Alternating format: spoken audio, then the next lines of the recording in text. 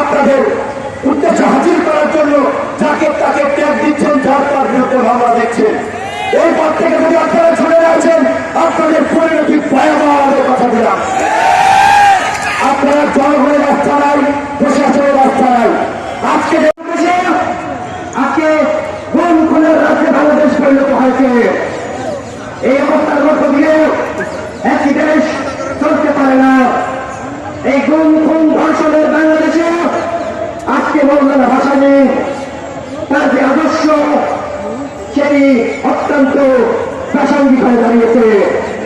তার আদর্শকে বুকে ধারণ করে এদেশের তরুণ সমাজ, মেহনতি শ্রমিক মানুষদেরকে আবারও জেগে উঠতে হবে। এই সরকারের বিদায় ঘন্টা হয়ে গেছে। এইভাবে আমাদের পাল্লিকে দল করে, আমাদের পাল্লিকে দল করে আর ক্ষমতায় টিকে থাকা যাবে না। আমাদেরকে সাহসী কণ্ঠে কথা বলতে হবে। আজকে জাফরুল্লাহ চৌধুরীর নেতৃত্বে আজকে সারা বাংলাদেশের মানুষ আজকে একতাবদ্ধ হয়েছে, এই সরকারের বিরুদ্ধে কথা বলছে।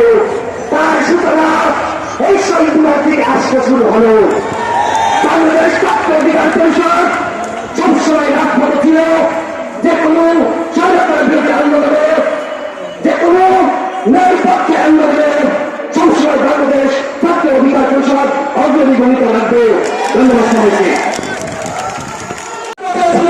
কিন্তু সেই রাষ্ট্র আমরা পাইনি।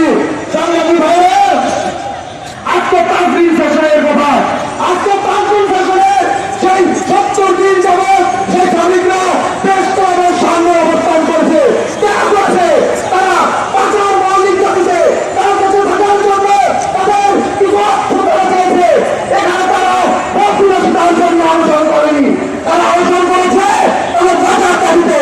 কিন্তু একটা মানুষের বাঁচার দাবিতে, মৌলিক দাবি চিকিৎসার দাবিতে কোন দাবি আছে এই দেশে পূরণ হচ্ছে না। এবং আমরা তার প্রয়োজনীয়তা বিরক্তি করছি। আমরা একটি কণ্ঠস্বর চাই, সেই কণ্ঠস্বর এই সকল এই সংগঠন দুর্নীতি অনিয়োগ সমস্ত অনিয়োগের মুখে দাঁড়িয়ে বলবে খামোশ। আমরা সেই খামোশ উচ্চারণটি চাই। এই জাতির মুখপত্র হিসেবে তেমনি একটা ভাষা দিতে এখন বড়ই প্রয়োজন। আমরা সেই ভাষাটি প্রয়োজনীয়তা উপলব্ধি করে আমরা এখানে এসেছি এবং আমরা ছিলে সেই ভাষাটিকে খুঁজে নেব এবং এই জাতির মুক্তির প্রত্যাশায় আমরা একটি দুর্বল আন্দোলন করে দেব। এই আশাবাদ ব্যক্ত করে আমি আমার বক্তব্য শেষ করছি। আল্লাহ হাফেজ। ধন্যবাদ রহমান ভাইকে। এখন বক্তব্য রাখবেন রকিবুল ইসলাম রিপন। লড়াই সংগ্রাম চালিয়ে গিয়েছেন মহান স্বাধীনতা যুদ্ধের সর্বপ্রথম এবং সর্বপ্রধান স্বপ্নদ্রষ্টা মাওলানা আব্দুল হামিদ খান ভাসানীকে।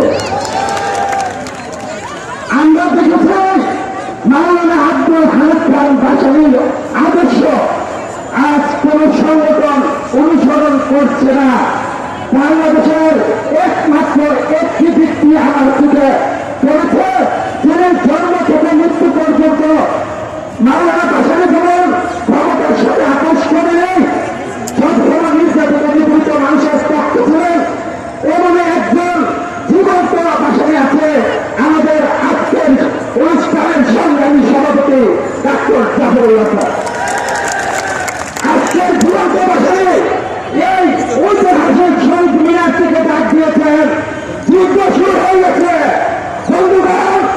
এই সরকার প্রতিবাদী শেখ হাসিনার পতন না হওয়া পর্যন্ত বাংলাদেশ যুবলীগের পরিষদ লড়াই চালিয়ে যাবে। আমরা দেখেছি যে আন্দোলন প্রতিষ্ঠা করেছে মাওলানা ভাসানী, সেই ভাসানীর দল চুরি করেছে বর্তমান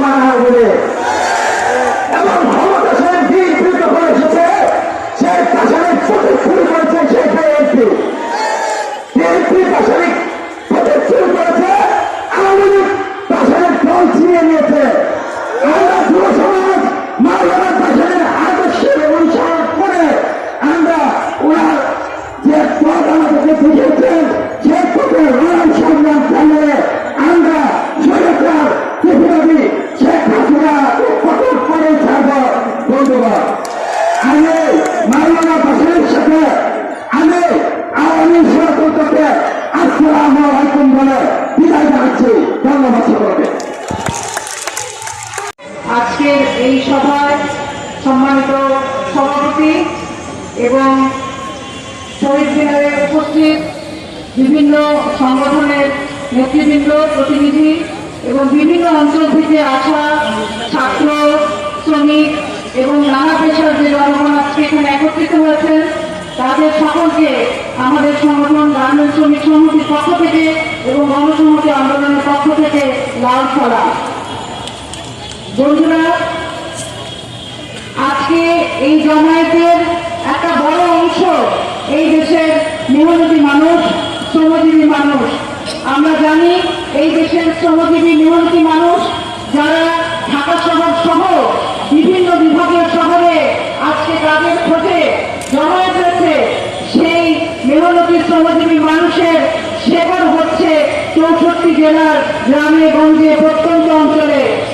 এই শ্রমজীবী মেহনতি মানুষ তাদের বাংলাদেশের কৃষির সাথে যেমন সম্পর্ক রয়েছে, বাংলাদেশের মাটির সাথে যেমন সম্পর্ক রয়েছে, বাংলাদেশের নদীর ভাঙন, এই মাটি, এই সমস্ত কিছুর সাথে সংগ্রাম করে আমাদের দেশের জনগণ তারা তাদের লড়াইয়ের সংগ্রাম আমাদের সামনে রেখেছে।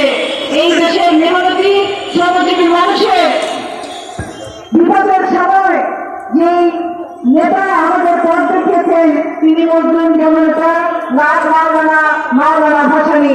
আমরা আজকে এই দেশে যে সংকটকালীন পরিস্থিতির মধ্যে আছি, যখন দেশে একদিকে গণতন্ত্রের নামে, উন্নয়নের নামে লুটপাট চলছে, দেশের অধিকাংশ মানুষ গণতন্ত্রের অধিকার থেকে বঞ্চিত, ভোটের অধিকার থেকে বঞ্চিত, শ্রমজীবী মানুষ তাদের যে ন্যায্য পাওনা সেটা থেকে বঞ্চিত, সেই দেশে আমরা আজকে এই গণতন্ত্র, এই উন্নয়নকে ধিক্কার জানাই। আমরা সেই গণতন্ত্র চাই যে গণতন্ত্র জনগণের ভোটের অধিকার নিশ্চিত করবে, জনগণকে লুটপাট মুক্ত একটি রাষ্ট্র